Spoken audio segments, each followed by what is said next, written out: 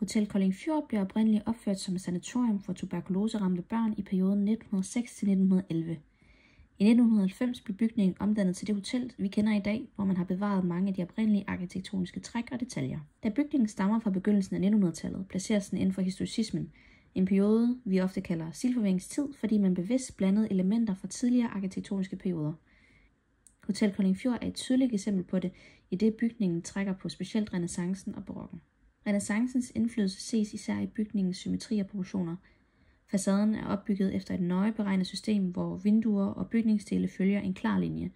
Det var et træk, der var centralt for renæssancens ideal om orden og matematisk præcision, ligesom tilbage i antikken.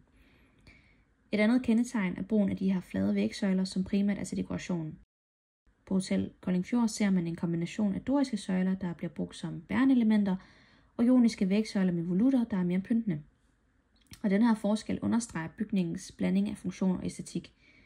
Også den klassiske trekantsgavl viser renæssancens inspiration fra antikkens arkitektur. Samtidig rummer bygningen tydelige barokke træk, der tilføjer mere bevægelse og liv til facaden. Hvor renæssancen stræbte efter ro og de her lige linjer, arbejdede barokken med buede linjer, dybde og lysvirkning. Det ses blandt andet i hotellets fremspring og indhug omkring vinduerne, som skaber et spil mellem lys og skygge. Gesimser og nogle af vinduerne er trukket let frem fra facaden, og nogle af murstenene er større og placeret, så de fremhæver teksturen og bryder fladen. Samlet set forener Hotel Koldingfjord renæssancens harmoniske opbygning med barokkens dramatiske bevægelser og kontrast.